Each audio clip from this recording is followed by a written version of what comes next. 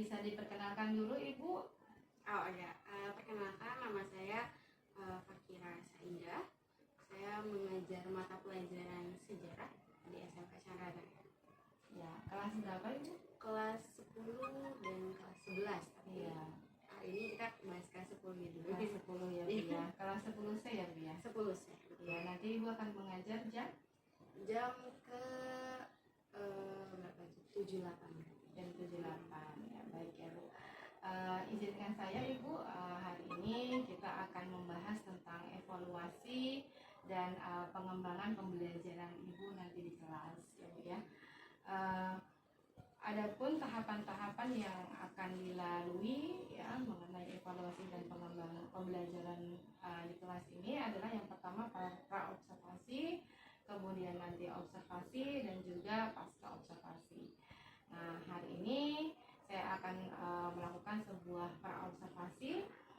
Tujuannya adalah untuk menggali kesiapan Ibu dalam mengajar nanti di kelas. Itu saya izinkan saya untuk bertanya beberapa hal yang kepada ya. Itu yang pertama, tujuan pembelajaran nanti yang akan Ibu sampaikan kepada murid kira-kira apa ini? Nah, tujuan pembelajaran yang akan saya capai gitu ya, yaitu peserta didik dapat memahami bagaimana proses masuknya agama Islam ke Indonesia.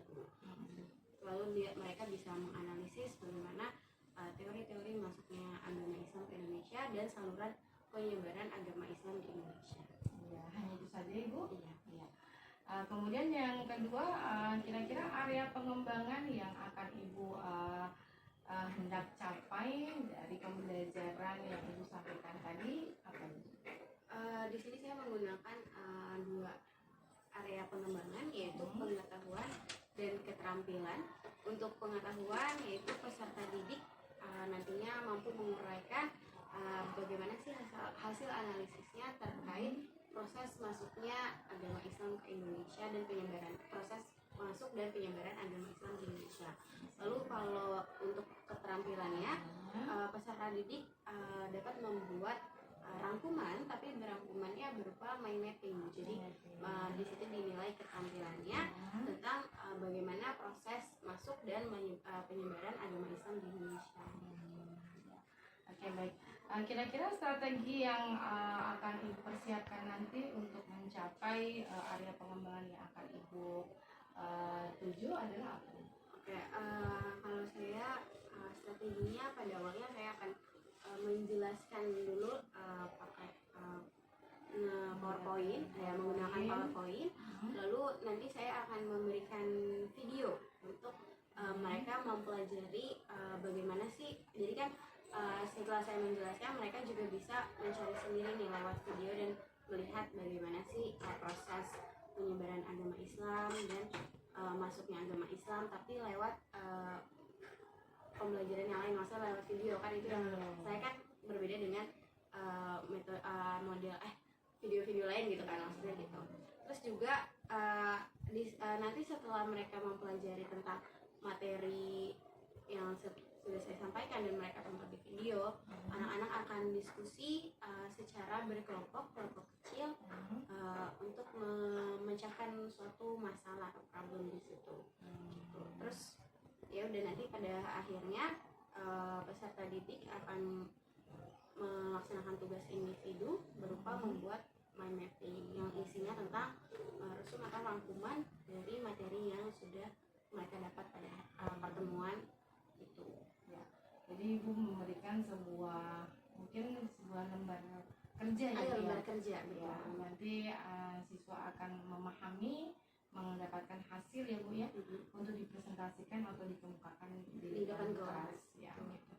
Kedua mungkin tadi hasilnya berupa mind mapping ya Bu ya. Oke. Waktunya berapa jam? 2 jam pertemuan, berarti 90 menit. Ya. Nanti izinkan saya ya Bu ya, pada saat Ibu mengajar di kelas, saya melakukan sebuah observasi Bu. Gitu. Jadi nanti saya masuk ke kelasnya Ibu, bagaimana Bu? Ya, tidak boleh, silakan. Diterima. Ya, terima kasih Ibu Farah. Nanti saya akan hadir dalam kelas Ibu. Di sana saya akan mungkin sedikit memberikan sebuah catatan ya Bu ya, gitu. Nanti yang akan disampaikan pada saat nanti pertemuan selanjutnya, yaitu pasca observasi yang akan dihadiri oleh PP saya itu, gitu ya Bu ya, Bu Farah ya. Nanti izin nanti kelas 10C jam 7 dan 8. Ya, terima kasih Ibu Farah. Sekian hasil observasi saya. Kita akhiri. Assalamualaikum warahmatullahi wabarakatuh. Waalaikumsalam warahmatullahi wabarakatuh. Mari kawan-kawan, sebelum kita mulai pembelajaran KKBN, kita berdoa dengan agama dan kepercayaan masing-masing. Berdoa dimulai.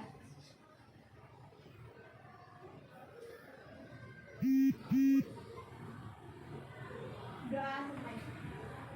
Siap salam. Selamat siang, Bu. Siap semuanya.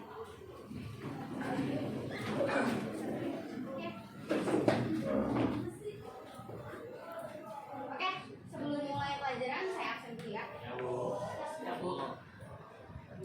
Dari keluar, kadang nggak kena.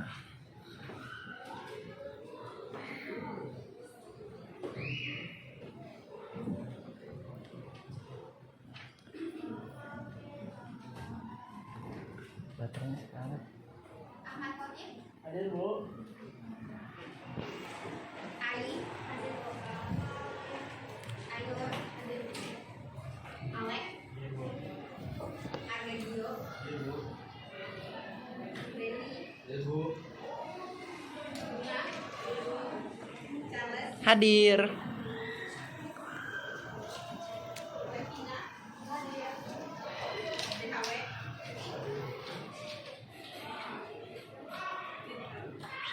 Demorando,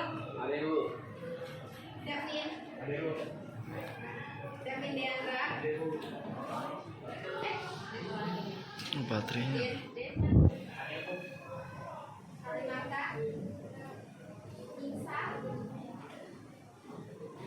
Gabriela, Indah, Irfan, Jessica, Karina, Kayla Cinta, Kayla Sapariwa, Calvin,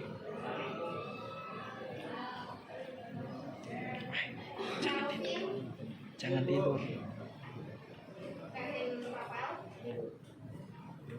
Leisa, Maxwell, Kena dikit. Redifa, Alicia, Raji Kemal, Reva, Ricardo, Rizka, Siti Aulia, Stefan, Fernanda, Steven, Tony, Selin. Cuma satu orang ya, harus ya. Permisi, Bu. Oh, baterai itu. Oke, hari ini kita masuk ke materi bab Iya, baru 3 menit.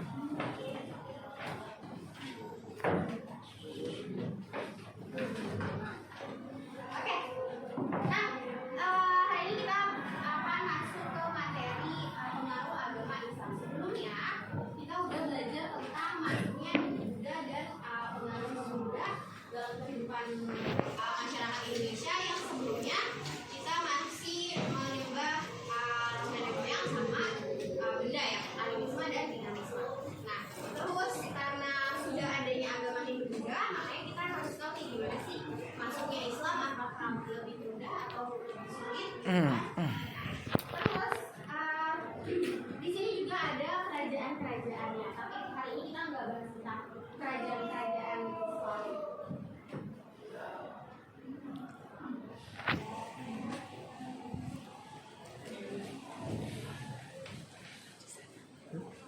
Nanti sambil saya, Bu.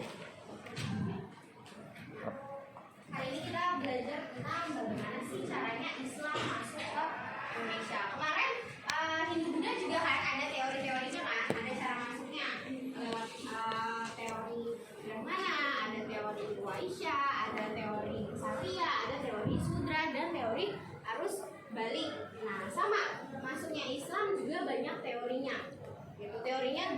tentu berbeda-beda gitu ya. Oke, next. Maaf. Terus guys. Oh boleh. Nah, ini di sini ada 3 teori masuknya Islam ke Indonesia. Sebenarnya ada 4, tapi sayangnya di buku kalian hanya ada 3, jadi saya akan bahas 3 aja. Yang pertama teori Arab. Teori Gujarat, Teori Gujarat. Gujarat ini di India ya. Iya.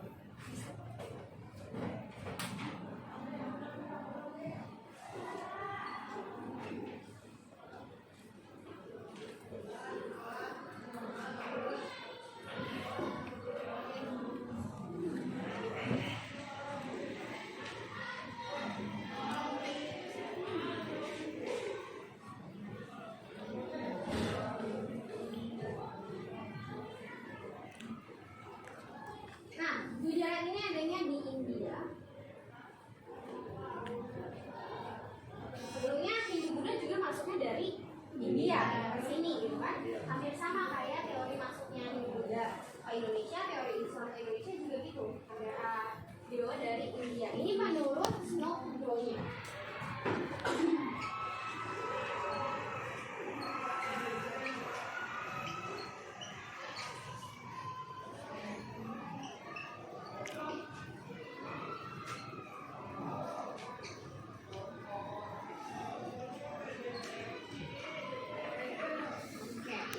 Nah, Snowgrow-nya ini dia meneliti tentang kehidupan Islam di Aceh.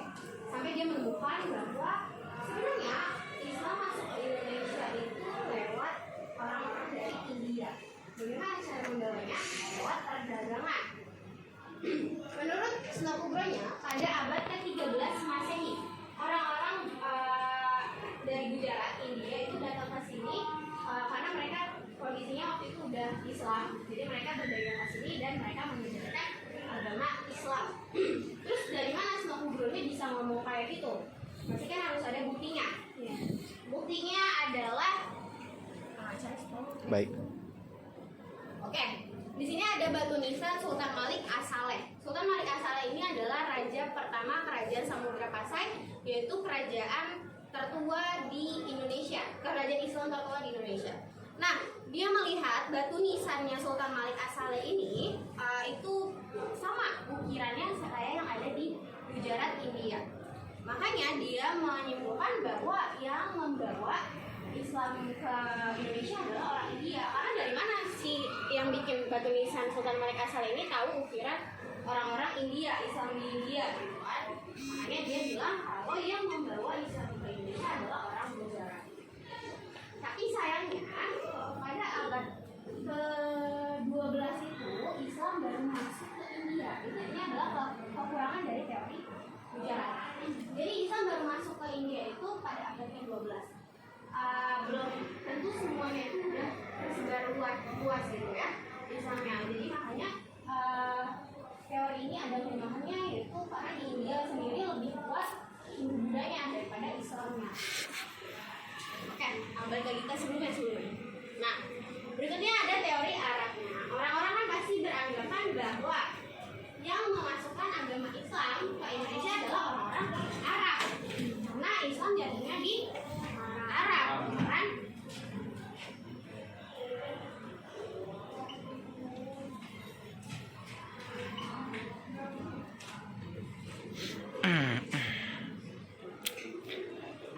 Teori Arab ada apa ya? Nah, yang mempopulerkan adalah Buya Hamka.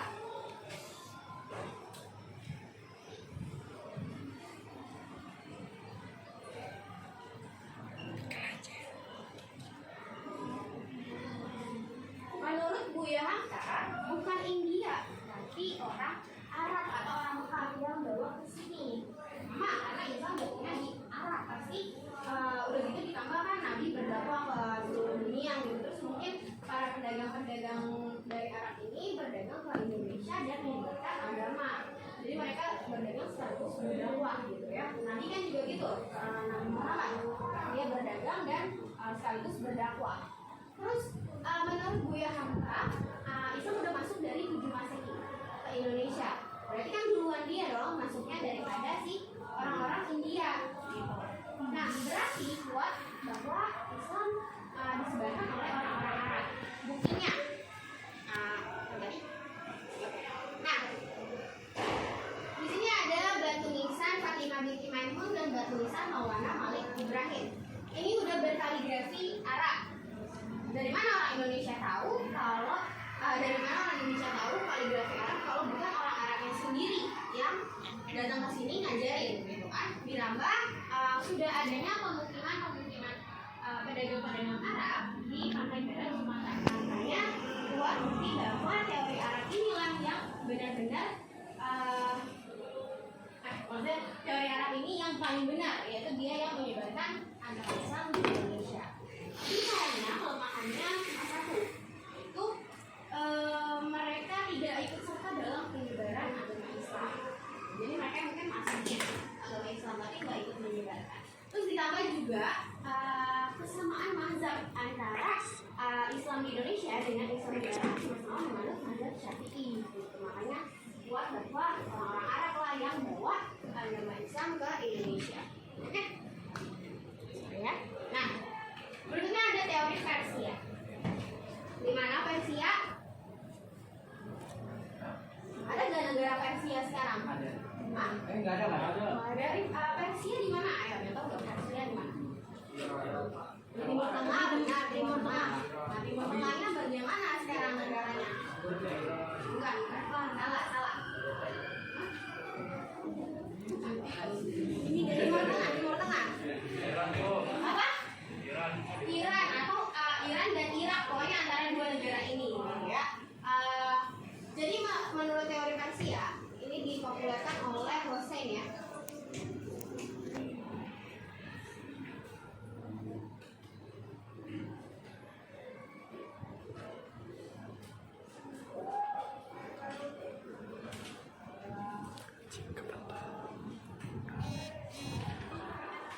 Menurut Hossein, bukan orang Arab, bukan orang India, tapi orang Persia yang bawa agama Islam ke Indonesia. Gimana caranya? Nah, pertama, adanya kesamaan tradisi. Ini buktinya hanya satu, yaitu kesamaan tradisi. Di Persia, mereka selalu memperingati hari 10 Muharram. Di Indonesia juga ada, di Padang dan di Bengkulu. Di Padang, mereka menjalankan tradisi setiap tanggal Muharram, 10 Muharram itu namanya tablik. Di sini ada orang Padang nggak? Ada nggak orang Padang?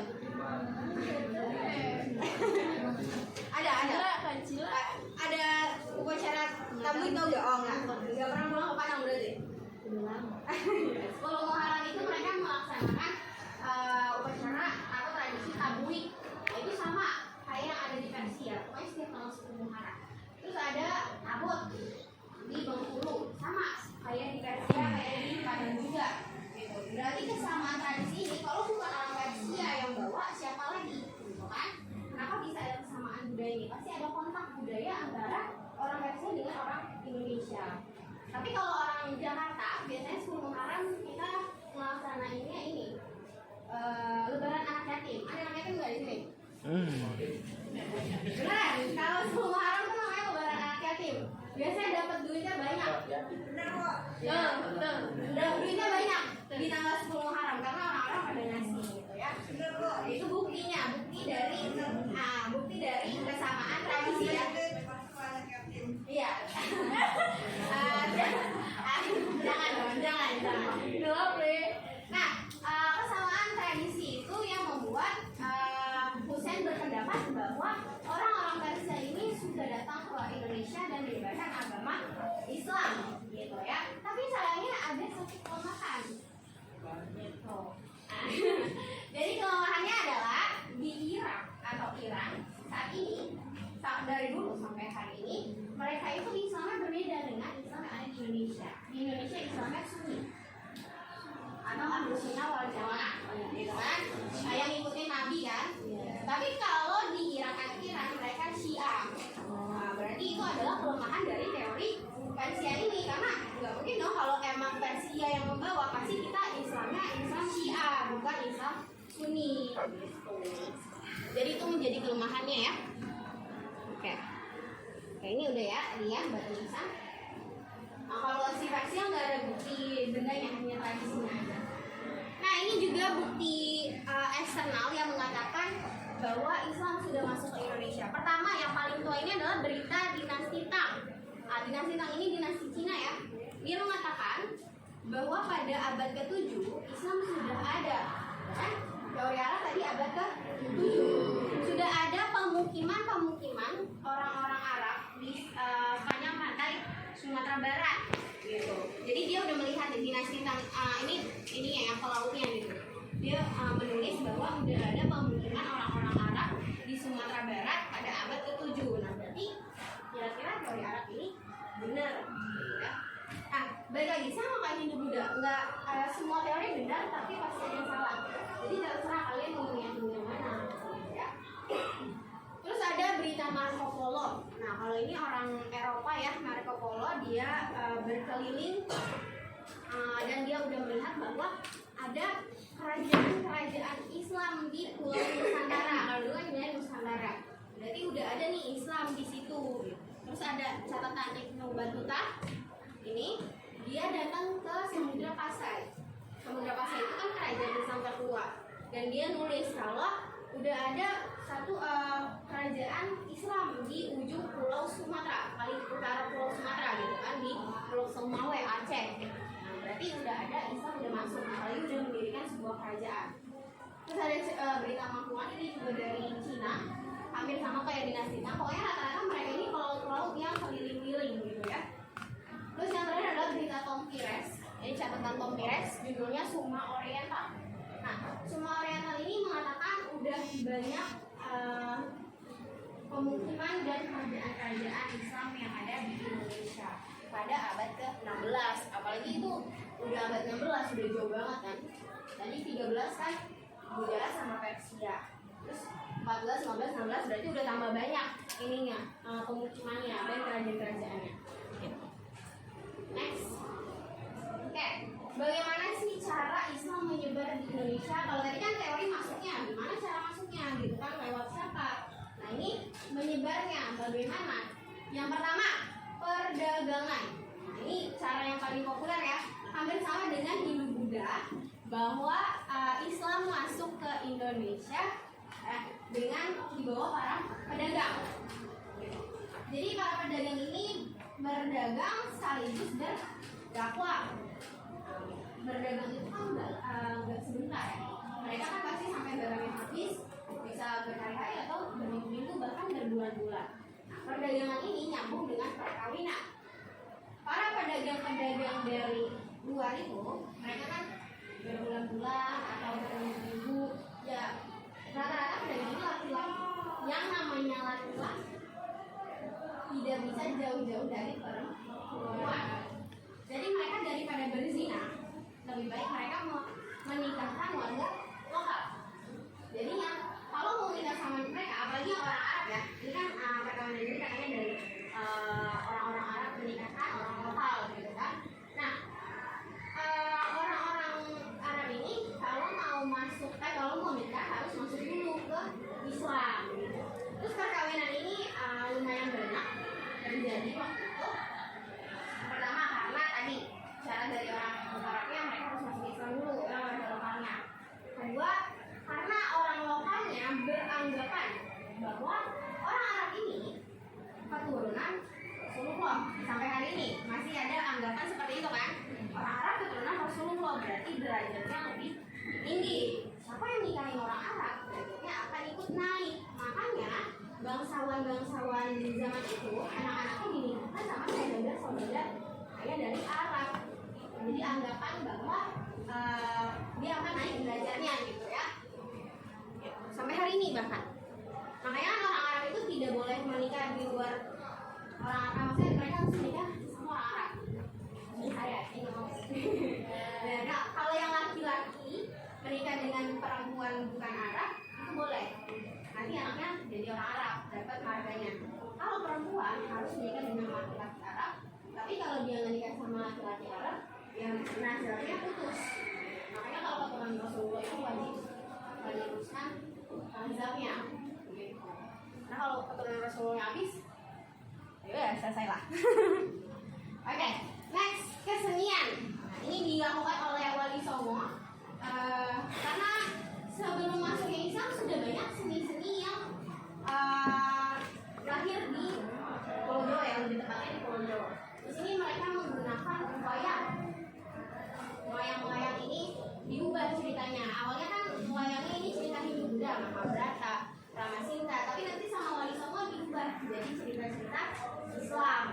Kayak Semar, Petruk, Gareng, itu diubah tokohnya ya. Terus ada juga syair lagu atau tembang. Tembang-tembang ini liriknya itu diganti sama lirik-lirik, dimasukin lirik Islamnya gitu ya. Bahkan kesannya ini kayak memaksa. Jadi Wali Songo ini sengaja masukin syahadat ke dalam lagu. Jadi siapapun yang menyanyikan otomatis jadi Islam gitu kan. Cara masuk Islam kan gampang ya. Asyhadu alla ilaha illallah aja. Terus yang terakhir adalah pendidikan. Nah ini pesantren. Dulu udah ada pesantren sebelum masuk ke Islam, yaitu pesantren Buddha. Mereka nginap gitu ya di kuil-kuil, terus mereka belajar atau mereka semedi gitu ya kalau Buddha. Nah diubah sama Wali Songo jadi gaya Islam. Jadi sekolah sekaligus belajar tentang Islam-Islaman gitu ya, dimasukkan ke pelan-pelan. Next. Oke, di sini ada peran Wali Songo. Kenapa di sini dibahas? Karena Wali Songo itu punya peran penting dalam penyebaran agama Islam di Indonesia, tepatnya di Pulau Jawa. Hanya di Pulau Jawa aja ya Wali Songo, dia nggak ke Sumatera, nggak Kalimantan gitu ya. Yang pertama ada sebenarnya Sunan yang pertama adalah Sunan Gresik atau Sunan Maulana Malik Ibrahim. Dia adalah Sunan pertama atau Wali Songo pertama yang menjadi wali, maksudnya menjadi Wali Songo. Terus dia menyebarkan agama Islam dengan cara berdagang sekaligus berdakwah. Terus ada Sunan Ampel, bangsawan. Jadi dia yang perantaranya, yang menikah-nikahkan, jodoh-jodohkan gitu, itu Sunan Ampel. Juga dia mendirikan pesantren di Ampel Denta. Terus yang ketiga ada Sunan Bonang. Nah, Sunan Bonang ini mendirikan masjid. Tapi masjidnya bukan namanya masjid, namanya langgar. Sama kayak di Hindu-Buddha ada namanya sanggar. Jadi cuma diubah huruf depannya biar orang-orang nggak ada bedanya nih. Hindu-Buddha bedanya cuma dikit. Jadi mereka masuklah. Terus Sunan Bonang ini juga taruh sapi di depan masjid untuk menarik sapi itu kan hewan ini ya, hewan suci dalam agama. Jadi orang-orang tertarik buat melihat sapi, lama-lama mereka masuk ke dalam manggar. Terus yang berikutnya Sunan Giri. Nah kalau Sunan Giri ini dia terkenalnya menyebarkan agama Islam lewat pendidikannya pesantren. Sama sih kayak si Ampel, Sunan Ampel. Terus Sunan Giri juga pesantren. Terus juga lewat kesenian tembang lagu. Terus ada Sunan Derajat. Kalau dia dermawan nih, dia melakukan sedekah ke fakir miskin. Jadi orang-orang tertarik ikut dia gitu. Juga berdakwah. Kalau Sunan Gunung Jati ini yang di tengah, dia keturunan Arab nih, Gunung Jati. Jadi Sunan Gunung Jati menyebarkan Islamnya dengan cara diplomasi. Jadi dia ke kerajaan-kerajaan menjalankan hubungan diplomatik kerajaan-kerajaan Hindu-Buddha gitu ya. Gitu. Itu Sunan Gunung Jati. Nah kalau Sunan Kudus, Sunan Kalijaga Sunan Kalijaga dia metode dakwahnya dari wayang. Nah itu makanya ini jauh banget tuh. Kalian pakai belakon. Jadi dia adalah dalang. Nah, dia merubah cerita Hindu-Buddha yang Ramasinta, Mahabharata dimasukkan lah unsur Islamnya. Semar, Petruk, Gareng itu kan tokoh pewayangan terkenal tuh. Terus juga ada Sunan Kudus dengan kontak budaya. Jadi Sunan Kudus ini yang melakukan ini, dia membangun masjid juga sama kayak si Sunan Bonang. Terus dia taruh tuh sapi sama gitu ya. Dan dia jadi kontak budayanya dengan cara kita tuh gak ada bedanya loh dengan Hindu Buddha gitu. Kita juga menghormati sapi. Menurut si Sunan Kudus. Jadi dia taruh sapi terus dia cerita ke orang-orang kalau dia tuh pernah diselamatkan oleh sapi saat dia kehausan, dikasihlah susu gitu lah. Jadi orang-orang tuh mikir oh iya nggak ada bedanya nih Islam sama sama sapi. Makanya di Kudus, jadi Sunan Kudus ini yang melarang kurban sapi untuk menghormati warga-warga atau masyarakat yang Buddha gitu kan, karena mereka masih mereka menghormati hewan sapi, jadinya dia melarang penyembelihan sapi diganti jadi kerbau gitu. Nah makanya sampai hari ini di Kudus itu tidak ada kurban sapi, adanya kurban kerbau. Sampai hari ini ajarannya masih dipakai ya. Terus ada Sunan Gresik, kalau ini tadi Maulana Malik Ibrahim, dia melakukan dengan perdagangan. Dan yang terakhir adalah Sunan Muria dengan gamelan, lagu-lagunya juga diganti. Mengapa sih Islam mudah diterima? Tapi sebenarnya nggak mudah-mudah amat, karena dia harus masuknya sedangkan waktu itu masyarakatnya udah banyak yang beragama gitu.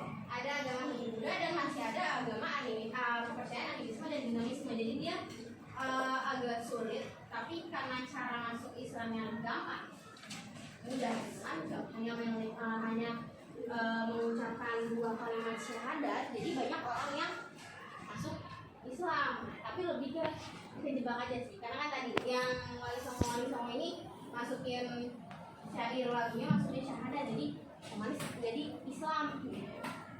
Terus yang kedua, tata cara peribadatannya mudah, simple gitu ya.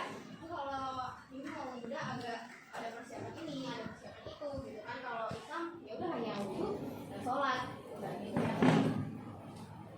Yang ketiga, Islam tidak mengenal kasta. Di Hindu kan ada kastanya, makanya terjadi pelapisan sosial di masyarakat yang membuat masyarakatnya males gitu ya.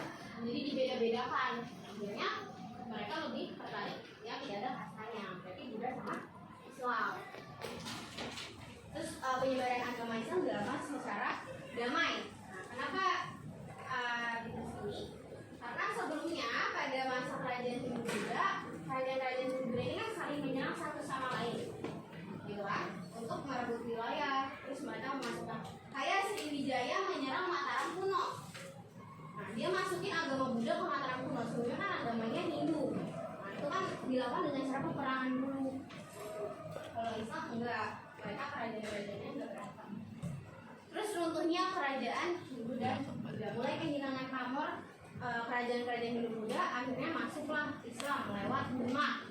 Pertama kali itu, di waktu itu Demak ini adalah kerajaan bawahannya Majapahit. Raden Patah adalah orang Islam pertama yang ada di Jawa.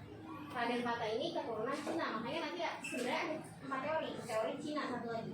Karena Raden Patah ini keturunan Cina, jadi mereka percaya bahwa Cina juga ada perannya dalam penyebaran agama Islam di Indonesia. Gitu. Tapi lagi-lagi karena di Cina itu, di kanton itu ada pemukiman orang-orang Islam, tapi dari orang-orang Arab, jadi sama aja orang Arab juga yang menyebarkan agama Islam. Next. Oke, nah ini adalah pengaruh Islam di Indonesia. Yang pertama, gelarnya, gelar raja diubah menjadi sultan. Gitu kan? Sebelumnya di Hindu Buddha gelarnya agak susah tuh, Raka ini, terus Sri Dewi, bla bla bla, itu kan agak panjang. Kalau ini sultan aja, gitu ya. Oh tadi ada kelupaan nih, sorry ke awal banget. Oke, lagi. Nah, nggak lagi. Oke. Nah, kenapa teori Arab agak kuat? Karena gelar-gelar rajanya itu menggunakan bahasa Arab. Asalnya kalau orang India dia gelarnya Khan. Kalau Islam ya kan, Syahrukh kan orang Islam, Salman Khan orang Islam, India Islam ya, yang mereka di Pakistan gitu. Nah makanya kalau emang orang India yang membawa agama Islam, pasti gelar rajanya tidak menggunakan kata Arab, pasti pakai Khan, karena mereka keturunan Islam di India. Lagi. Oke. Oke. Munculnya bangunan-bangunan bercorak Islam. Di sini musola ya atau langgar. Dulu disebutnya langgar. Gitu. Jadi itu bercorak Islam dengan sejadah gitulah. Next. Bukan. Sebelumnya maksudnya. Sorry. Nah, munculnya kerajaan bercorak Islam. Nah, seiring dibangunnya langgar-langgar ini karena dibangunnya kerajaan-kerajaan Islam. Next. Oke, ini adalah bentuk akulturasi. Jadi Islam masuknya pencampuran budaya. Apa akulturasi kemarin? Akulturasi. Dipas, kita belajar akulturasi. Ayo. Gabung. Apa ayo? Gabungan. Percampuran budaya atau lebih tanpa menghilangkan budaya yang aslinya sebelumnya gitu kan. Jadi dua-duanya dicampur. Nah inilah Islam mencampurnya dengan Hindu Buddha karena waktu itu adanya agama Hindu Buddha ya. Atap masjid yang identik dengan Islam adalah bulat, bentuknya bulat. Tapi masjid-masjid di Jawa yang awalnya berdiri ini Masjid Agung Demak ya, dia atapnya tumpang atau limas segitiga. Kenapa begitu? Jadi mereka menghormati orang-orang Hindu. Jadi atap tumpang itu kan limas, bentuknya seperti gunung. Jadi untuk tidak membeda-bedakan antara Hindu dengan Islam, mereka atapnya menggunakan atap tumpang. Jumlahnya ganjil kan? Karena kan Allah suka yang angka ganjil gitu. Jadi atapnya seperti gunung. Orang Hindu, Buddha itu menghormati gunung. Orang Hindu sorry. Terus next wayang, diubah tuh wayangnya tadi kayak cerita Mahabharata diubah. Jadi cerita-cerita berbau Islam. Terus next ada candi bentar. Nah, ini di Buddha itu kan ada candi intinya. Islam juga ada, tapi namanya candi bentar. Kalau candinya Hindu Buddha itu digabung nih, nggak kepisah gini. Tapi kalau Islam dipisahin gini, jadi membentuk sebuah gapura. Nah itu namanya candi bentar. Jadi tidak ada perbedaan antara Hindu dan Buddha, mereka sama bentuk bangunannya. Cuma kalau di Islam agak berbeda, dia dipisah. Ini biasanya pintu masuk masjid atau pintu masuk makam. Itu biar orang-orang Hindu Buddha itu tertarik untuk masuk. Next. Nah, sayangnya di Islam tidak ada seni yang lain selain bangunan dan sastra. Dan wayang lah ya, seni pertunjukan. Kenapa? Kita tidak ada arca atau candinya candi bentar. Kita tidak ada arca, tidak ada prasasti. Pokoknya arca lah ya. Nah, kita hanya ada karya sastra, bangunan dan seni pertunjukan. Oh, seni pertunjukan satu lagi, debus. Kalian tahu debus? Nah itu kan dijalan Islam ya. Karena mereka sebelum mereka memulai pertunjukan, mereka berdoa dulu. Nah, karena di Islam sendiri kenapa tidak ada karya arca gitu, peninggalan arca? Karena di Islam sendiri melarang membuat sesuatu yang menyerupai makhluk hidup, baik itu hewan, manusia, gitu kan. Makanya yang populernya atau lebih banyaknya adalah karya sastra. Pertama ada hikayat. Ini menceritakan sejarah-sejarah sebuah kerajaan. Ada nanti namanya hikayat raja-raja Pasai yang berarti menceritain tentang raja-raja di Samudra Pasai. Terus ada babat. Nah, ini juga sebenarnya sejarah, isinya sejarah, tapi dia lebih ke mitos-mitosnya. Nah, jadi di babat ini ada mitos-mitosnya. Nah, kalau Islam itu kan suka ada lebih ke budaya Jawa ada mitos-mitosnya gitu. Karena kan Wali Songo lahirnya di Jawa, jadi dia menggabungkan unsur budaya Jawa sama Islam.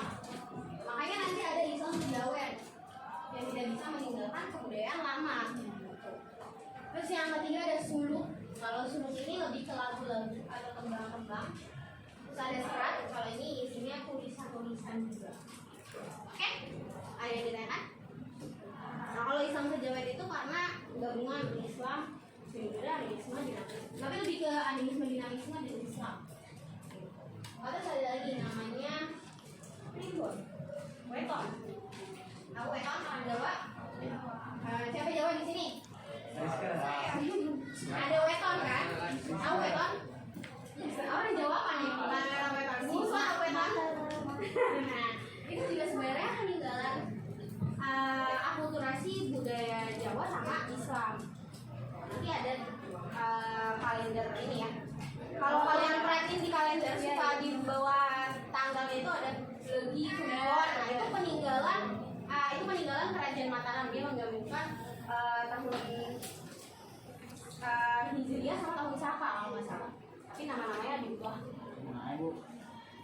ini jalur penyebaran Islam lewat ajaran tasawuf apa? Ajaran tasawuf itu kan tentang berdakwah dan tasawuf. Tadi nggak dibahas ya tasawuf? Dan dakwah. Empat. Empat, dagang, kawinan, kesenian, dan pendidikan. Tasawuf itu dakwah. Jadi saya mikirnya udah dimasukin ke dalam perdagangan juga gitu, dan pendidikan, jadi nggak dimasukin. Gitu. Oke, ada yang ditanyakan lagi?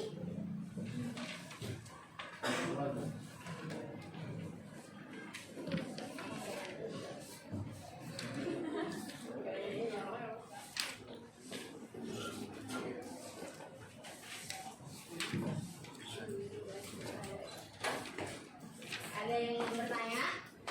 Tidak. Kalau nggak ada, sekarang ini bagi kelompok ya. Tapi kelompoknya akan habis aja. Kayak waktu itu.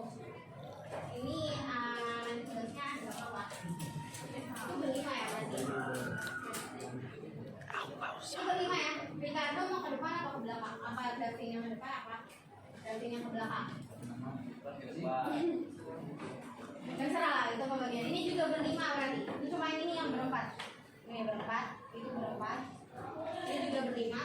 Dibagi Vinsa atau Reva yang dipisah. Oke? Tugasnya bentar. Saya ambil dulu. Lupa lagi tadi. Bentar ya, Bu. Jangan dong, Bu. Buik apa ditabuik ya? Bu.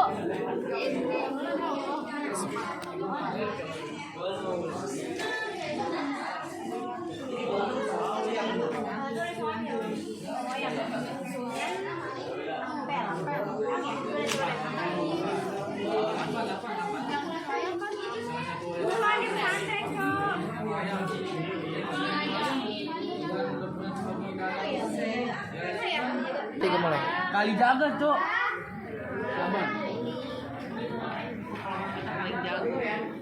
Sudah guys.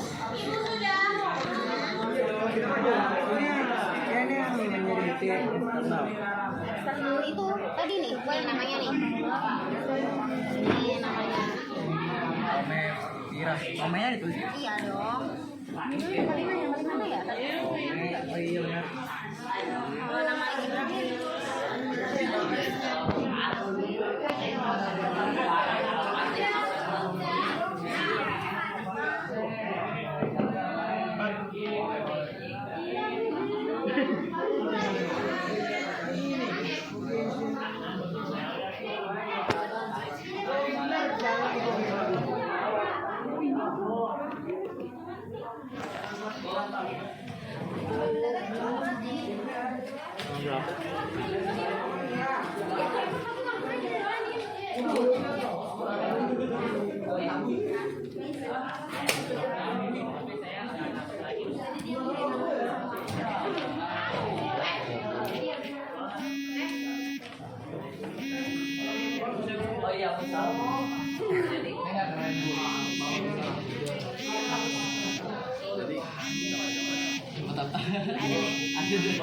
Apa sih toilet? Dia bisa nggak? Tanya dong sama si Tony. Nomor 2 jawabannya apa, Bu? Dua. Sarana pendidikannya. Apa sarana pendidikan tadi untuk menyebarkan agama Islam? Jawabannya apa? Biar cepat Apa? selesai. Reksnya mau tanya Reksnya. Biar cepat selesai, Jangan Bu. melewat pendidikan itu apa tadi? Bersih. Pendidikan, bukan sarana pendidikannya. Emang ini Nama tempatnya, nama tempatnya. masih ada sih. Nama tempatnya.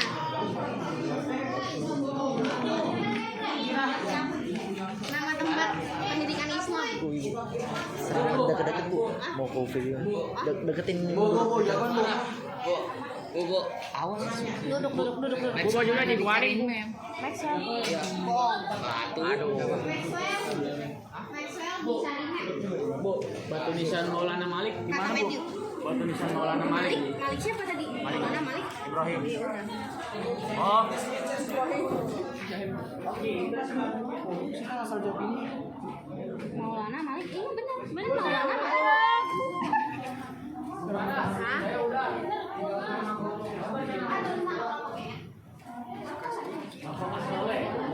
tambah gua. Anggota. di depan atau belakang? Terserah. Ini namanya di depan atau belakang? Di belakang aja. Kayak gini tuh. Bukan pertama ya. Kalau bang nyari. Najis. Ini gua Iya si Yandra mah.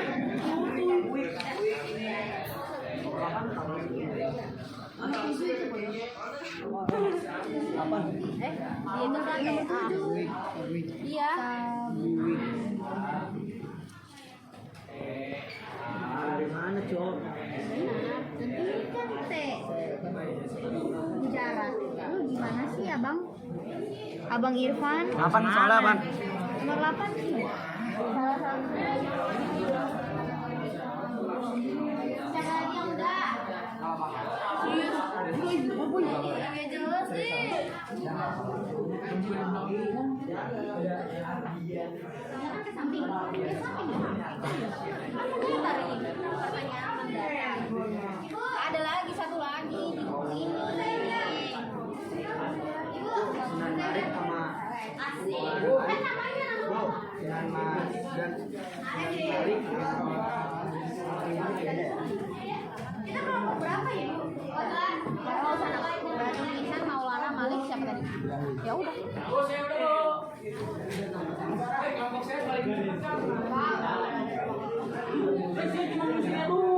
Tadi dong.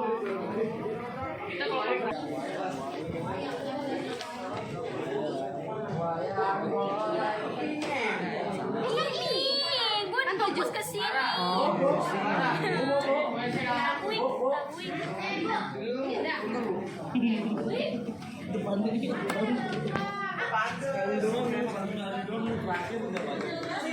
Mana? Tadi siapa? Ini masuknya Ihsan Beliara, salah satunya adalah Ihsan Maulana Malik.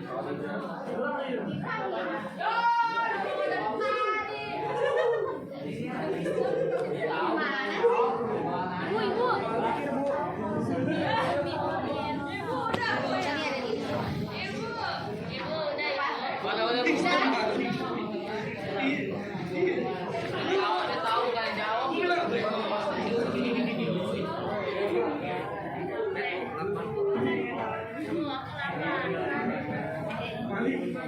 Ini Tome ya. Kome Mires coba. Kome PI. Bener. Udah namanya.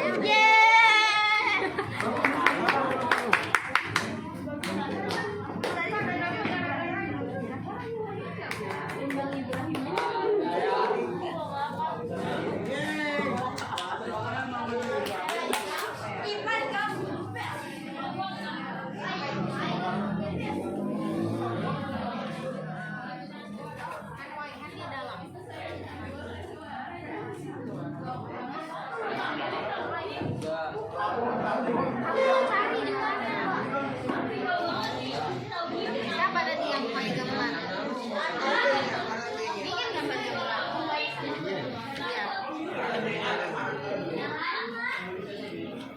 Iya, ke samping. Kan mendatar. Oke, terus ini ke bawah. enggak, ini emang ke bawah ya. Tapi mendatar. Siapa tadi penulis Oriental View?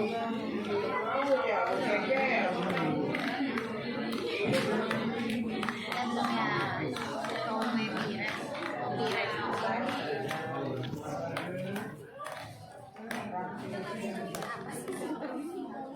Si Meti mana?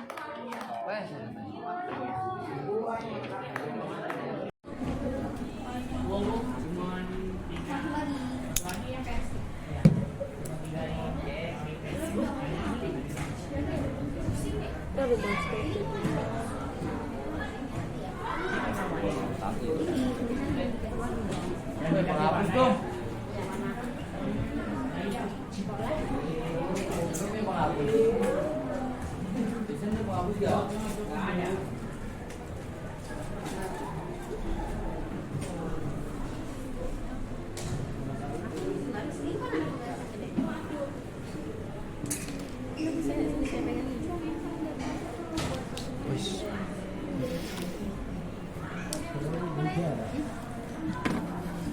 Saya akan menulis tulisan.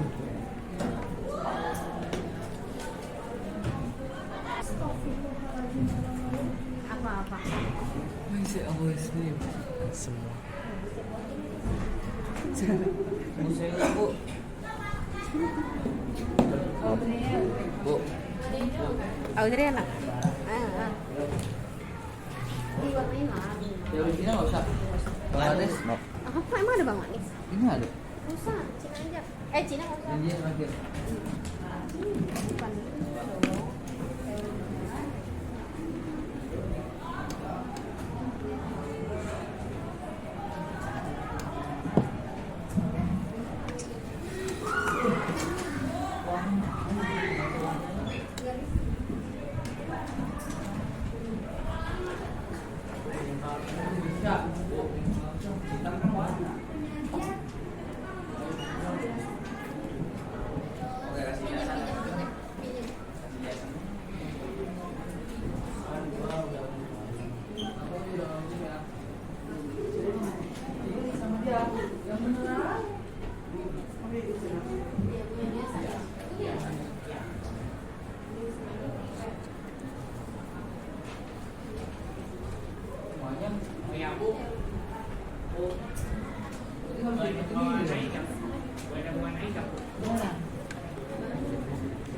Ini apa? Mama sih itu saudara lu.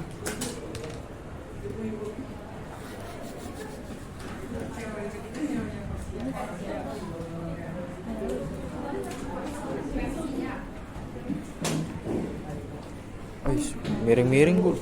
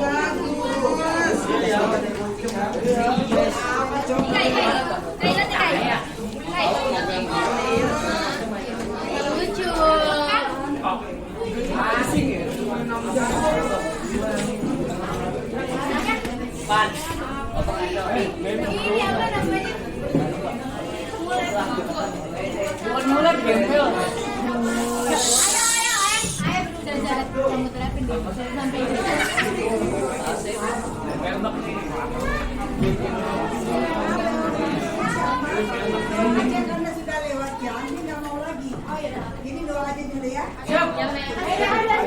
Makasih ya, Mem.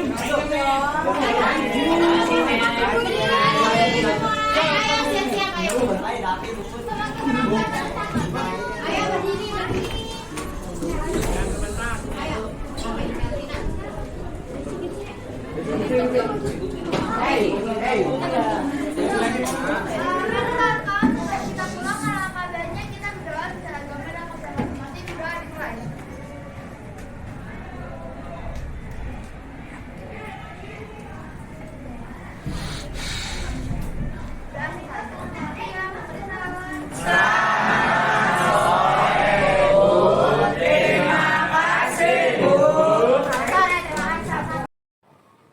Assalamualaikum warahmatullahi wabarakatuh. Berjumpa kembali dengan kami pada kegiatan pasca observasi bersama saya Uswatun Hasanah dari SMK Chandranaya, calon guru penggerak angkatan 9 Jakarta Barat.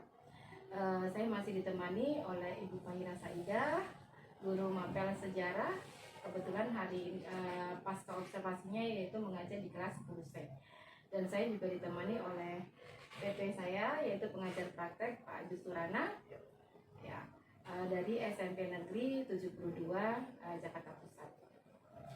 Nah, assalamualaikum warahmatullahi wabarakatuh. Alhamdulillah kabar baik Ibu Farah dan Pak Aji. Alhamdulillah baik ya Bu ya.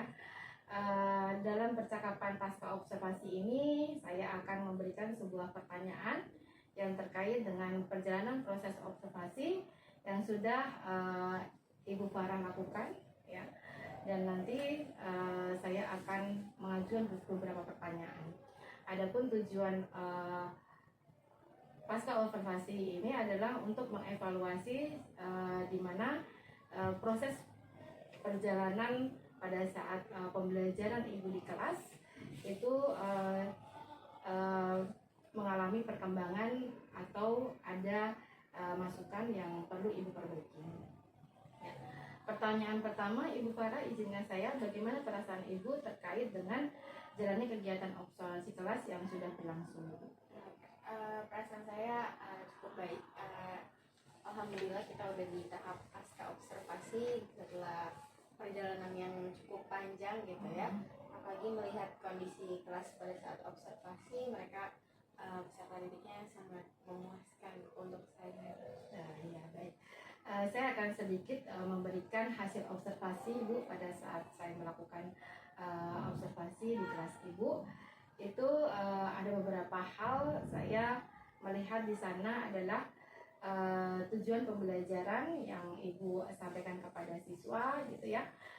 Di sana siswa-siswa antusias ya gitu dalam melakukan pembelajaran pada saat itu secara aktif begitu ya. Tetapi memang saya melihat ada siswa beberapa yang belum melaksanakan itu ya secara aktif begitu mengikuti pembelajaran atau pada saat asesmen gitu. Kemudian dilihat dari strategi yang Ibu sampaikan mengenai area pengembangannya, yaitu Ibu ingin di sana yang akan Ibu kembangkan adalah strategi konten gitu ya, kemudian ada strategi hasil proses dan juga produk gitu. Saya melihat dari beberapa 3 konten yang Ibu sudah berikan kepada siswa gitu, mungkin sedikit masukan ya Bu ya dari saya. Di sana belum terlihat dari anak-anak ini untuk melakukan sebuah eksplorasi lebih lanjut berhubungan dengan materi yang Ibu berikan dengan konten-konten yang Ibu berikan seperti itu. Mungkin nantinya Ibu bisa menindaklanjuti lagi terkait hal itu. Gitu. Kemudian untuk proses gitu ya, saya melihat memang beberapa siswa ada yang masih belum aktif ya Bu ya gitu. Jadi mungkin perlu stimulus lagi atau pendekatan Ibu untuk siswa-siswa yang kurang tadi gitu. Dan juga untuk strategi yang berikutnya yaitu yang produk ya gitu ya. Nah, kalau di sana semua karena memang ada secara individu dan juga kelompok gitu ya. Mereka aktif terlihat mengerjakan gitu. Tetapi di akhir gitu ya mungkin Ibu akan membahas gitu hasil-hasil yang mereka kerjakan begitu, sehingga mereka mengetahui mana yang mereka kerjakan itu sudah benar atau belum gitu. Jadi jika waktunya memang terbatas gitu, jadi Ibu bisa melakukan sebuah perwakilan dari salah satu siswa begitu ya untuk maju ke depan agar di situ akan terlihat siswa itu bisa melakukan sebuah kepemimpinan gitu. Dia belajar untuk percaya diri gitu. Jadi itu bisa menjadikan sikap juga yang bisa Ibu nanti tidak lanjuti gitu. Itu dari segi pengetahuannya Bu ya. Untuk segi keterampilan tadi ya Bu ya. Jadi keterampilan ini perlu ditindaklanjuti lagi. Mungkin Ibu bisa memberikan sebuah masukan dalam sebuah RPP-nya gitu ya. Itu ada emosi dan juga sosialnya gitu. Jadi yang berhubungan dengan kesadaran diri, manajemen siswa dalam manajemen pembelajaran itu gitu ya. Jadi manajemen diri kemudian bisa berelasi, ya, mengasah keterampilan berelasi. Artinya dalam berdiskusi itu mereka tidak bisa, kalau tidak bisa gitu ya, jadi mereka bukan hanya sendiri gitu, hanya kelompoknya saja, mereka bisa bertanya kepada kelompok yang lain gitu. Jadi berinteraksinya lebih jauh gitu. Ya, jadi bisa juga ibu melakukan sebuah dalam pembelajaran itu agar mereka tidak jenuh, kan di situ ibu ada melakukan sebuah asesmen 2 kali ya bu ya. Nah, yang satu adalah PTS ya, PTS ya. Kemudian yang kedua adalah mind mapping ya bu ya. Gitu. Jadi mungkin supaya tidak bosan anak-anak di situ ibu bisa melakukan sebuah kesiapan kelas gitu ya. Kesiapan anak-anak dalam belajar bisa menggunakan semacam SPP gitu. Seperti itu ya Bu ya. Jadi anak-anak bisa semangat kembali gitu. Seperti itu Bu Farah. Jadi dari area pengembangan yang Ibu sampaikan itu yang saya bisa yang terlihat oleh saya gitu ya. Jadi mungkin Ibu akan bisa kembangkan nantinya gitu. Nah, kira-kira dari yang saya ceritakan tadi, bagaimana tingkat keberhasilan area pengembangan menurut Ibu? Ibu bisa ceritakan seperti apa? Saat saya melakukan pembelajaran di kelas atau observasi, itu ibu melakukan observasi, saya merasa anak peserta didik ini udah cukup baik, walaupun keaktifannya sudah lumayan dibandingkan pembelajaran sebelumnya. Nah, tapi ya emang saya menyadari kalau masih ada beberapa peserta didik yang masih kurang aktif gitu ya, dan mengandalkan temannya gitu. Apalagi pada saat pengerjaan TTS itu, itu kan berkelompok, jadi dia mengandalkan si A aja nih yang ngerjain gitu kan. Itu kan padahal niat saya membuat TTS itu biar mereka bisa berdiskusi berkelompok semuanya aktif, tapi saya temukan di beberapa kelompok ada yang kerja sendiri, ada yang mengandalkan temannya gitu. Emang kurang, ada beberapa peserta didik yang masih kurang aktif di situ. Ya, kira-kira dari yang Ibu lakukan sebelumnya, Ibu kan melakukan sebuah peningkatan ya Bu ya untuk pengembangan Ibu, kemudian Ibu melakukan pembelajaran pada saat hari Jumat itu, kira-kira ketercapaiannya Ibu kalau dilihat dari angka 1 sampai 10 berapa? Mungkin 8 mungkin ya, karena sebagian besarnya sudah aktif, hanya tinggal beberapa aja ini. Kalau dilihat dari keaktifan, dari keaktifan. Kalau untuk dari strategi yang Ibu inginkan dari segi pengetahuan dan keterampilan, kalau pengetahuan ini mereka emang setiap peserta didik kan punya kekurangannya masing-masing. Kalau dari segi pengetahuan ya masih banyak yang belum mengerti. Emang mereka rata-rata harus dijelasin berkali-kali baru mereka maksudnya ini gitu kan. Akhirnya mungkin saya perlu ada pengulangan lagi, review kembali mengenai materi yang kemarin kepada beberapa peserta didik ini. Terus kalau dari keterampilannya, yaitu mereka masih ada beberapa yang belum ada sisi kreatifnya saat membuat mind map gitu. Mereka cenderung cari contohnya, tapi mereka meniru dari internet gitu kan. Padahal di situ maksud saya keterampilannya dikeluarkan aja. Kreatifnya saya tidak membatasi sampai mana, atau saya tidak menentukan harus seperti ini, harus seperti itu. Tapi ya gitu, mereka beberapa ada yang benar-benar menyontek gitu dari internet. Jadi kalau berdasarkan dari yang Ibu lihat, berarti kreativitasnya masih kurang. Kira-kira bagaimana Ibu untuk bisa meningkatkan keterampilan kepada anak-anak itu, kira-kira apa strategi Ibu tadi?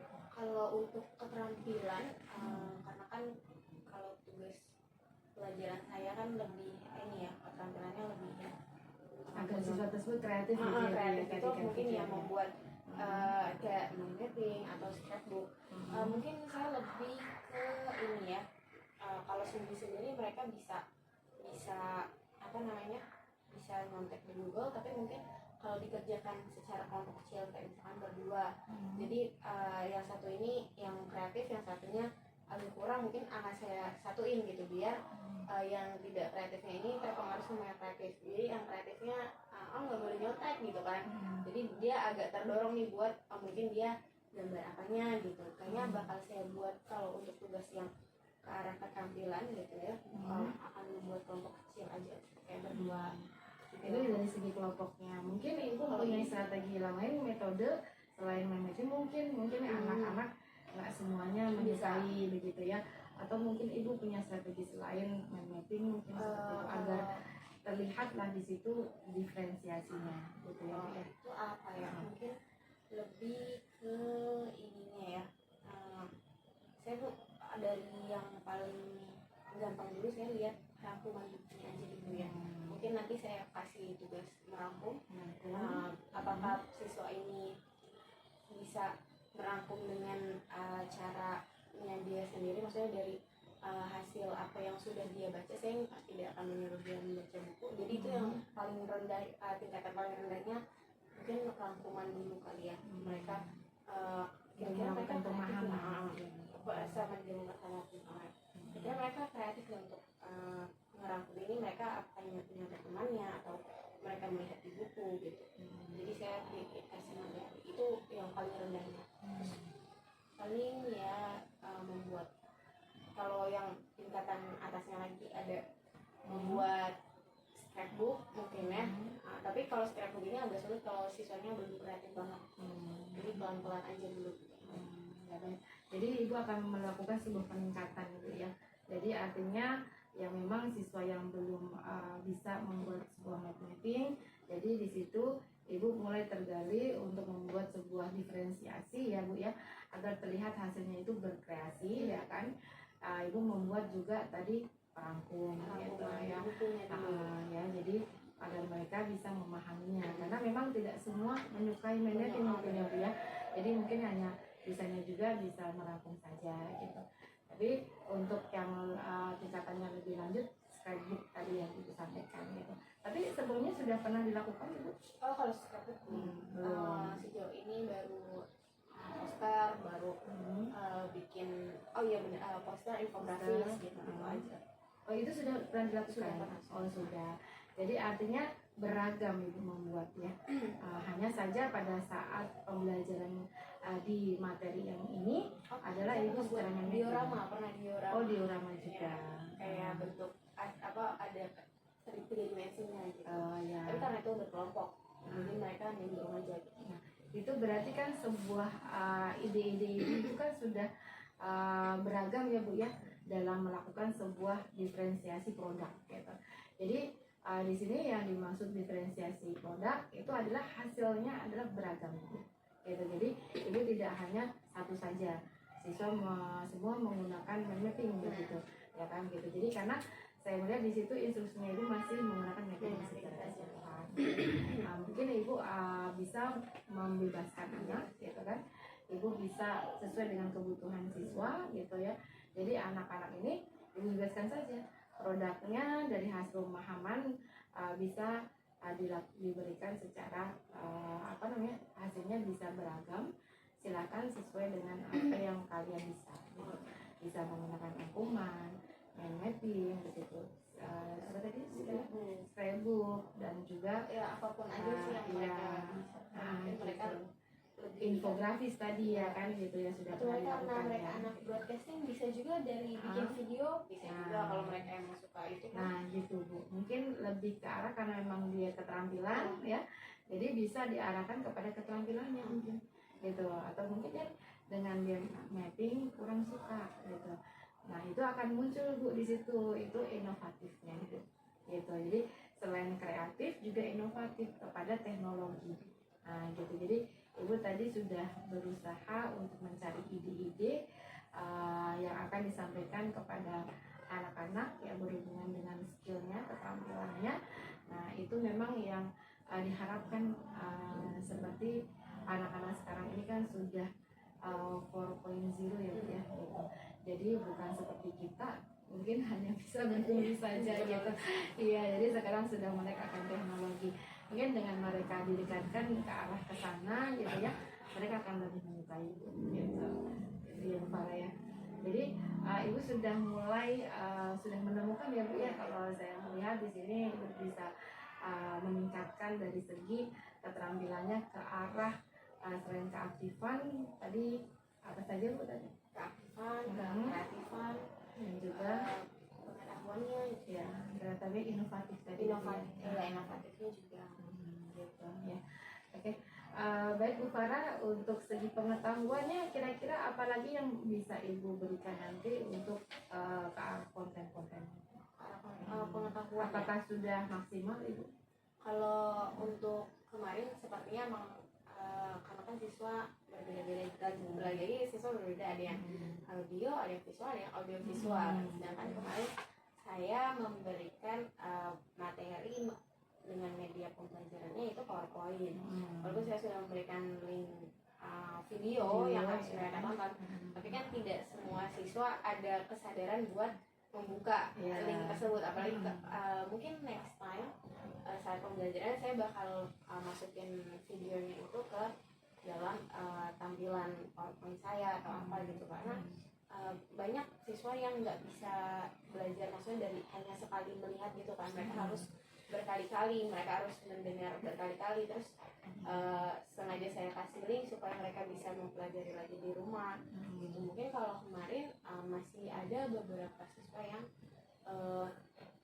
masih belum nyambung gitu sama apa yang saya sampaikan gitu. Cuma sejauh ini kemarin sudah cukup memuaskan saya sih, sudah banyak yang paham gitu. Dari hasilnya Bu ya. Betul. Melakukan asesmen saya lihat di akhir itu dengan PPS dan juga yang mapping tadi ya Bu ya.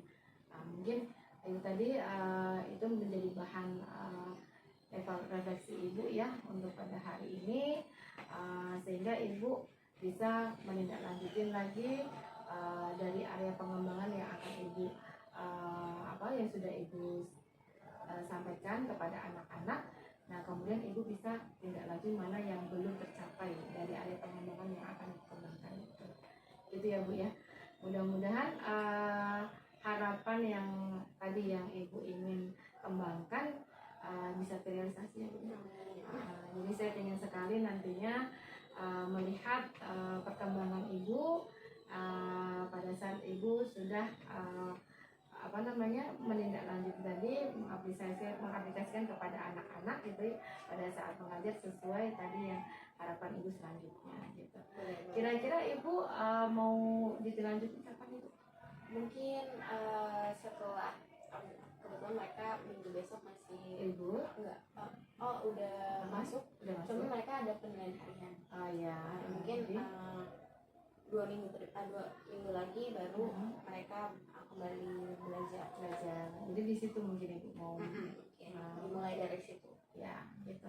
Jadi saya tidak sabar Ibu ya untuk melihat perkembangannya dari ide-ide yang tadi Ibu sudah dapatkan dan ingin menerapkan kepada siswa-siswa untuk selanjutnya agar lebih berkembang lagi, menumbuhkan dari segi sikap, pengetahuan dan juga keterampilannya Bu ya.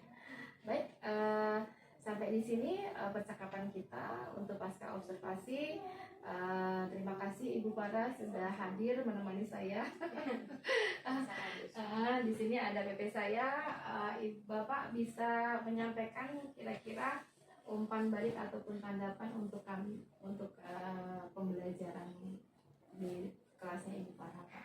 Oke, baik. Terima kasih Bu Uswatun, Bu Farah atas kesediaannya membantu kami ya dalam proses perjalanan pendidikan guru penggerak. Di situ ada observasi dengan teman sejawat, dan itu sudah dilakukan.